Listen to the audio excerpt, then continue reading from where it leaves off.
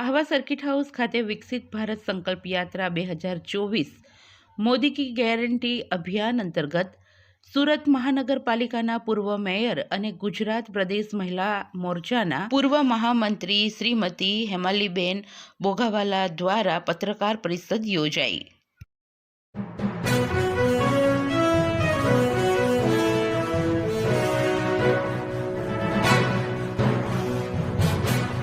વિકસિત ભારત સંકલ્પ પત્ર 2024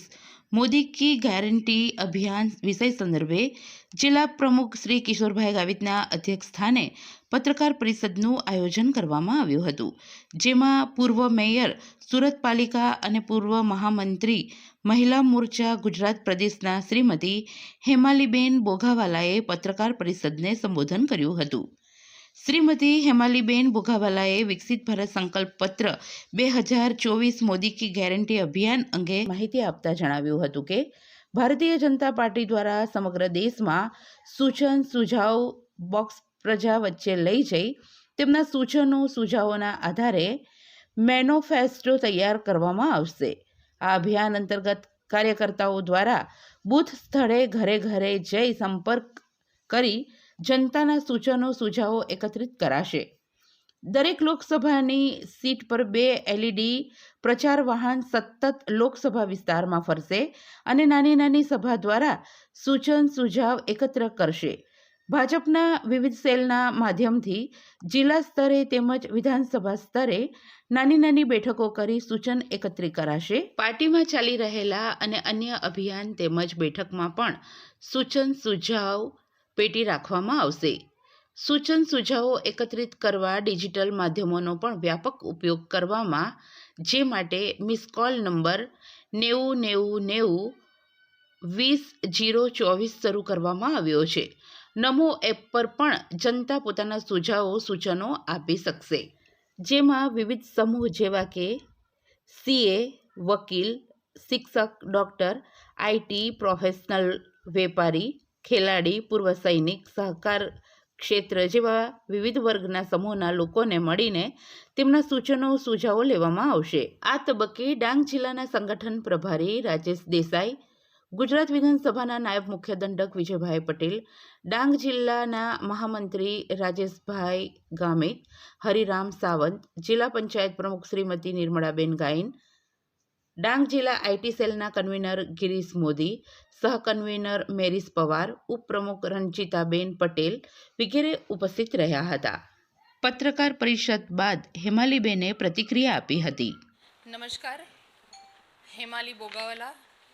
ફોર્મર મેયર સુરત મહાનગરપાલિકા। આજરોજ ડાંગ જિલ્લા ખાતે પત્રકાર પરિષદનું આયોજન કરવામાં આવ્યું હતું અને એમાં આવનારી ચૂંટણી એટલે કે વિકસિત ભારત સંકલ્પ પત્ર 2024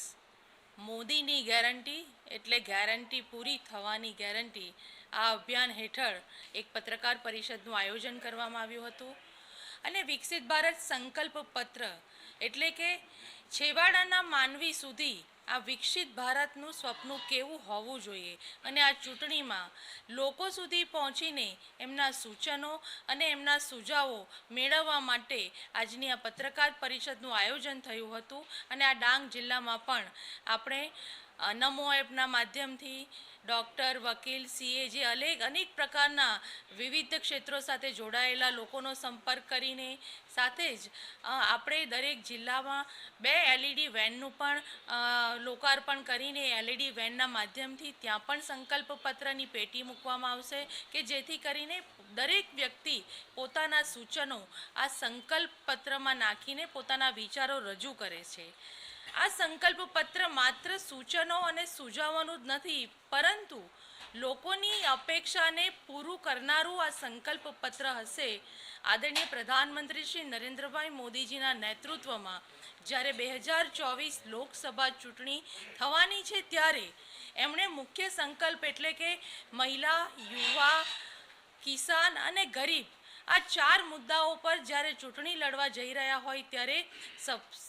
સ્વાભાવિકપણે લોકોના વિચારો અને લોકોના મનની વાતો પણ આદરણીય પ્રધાનમંત્રીએ એમને લોકોને સાંભળવા માટે આ સંકલ્પ પત્રની એક આયોજન કર્યું છે। હું ડાંગ જિલ્લાના તમામ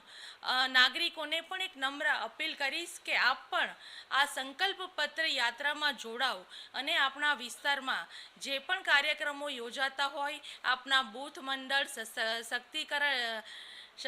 શક્તિકરણના કેન્દ્ર સુધી અને તમામ એવી સંસ્થાઓ કે ગણેશ મંડળો છે, ભજન મંડળીઓ છે, આવા તમામ લોકો સાથે જોડાઈને આપ પણ આ સંકલ્પ પત્રમાં પોતાના વિચારો રજૂ કરો એવી અભ્યર્થના. ખૂબ ખૂબ આભાર.